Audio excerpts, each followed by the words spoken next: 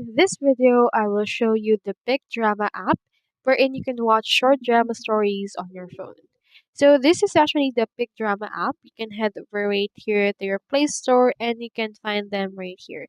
You can just click on your search option and search for Big Drama and you should be able to see this. Now, once you open it, you should be able to see in here this. If you click onto this discover option, you should be able to watch in here some videos.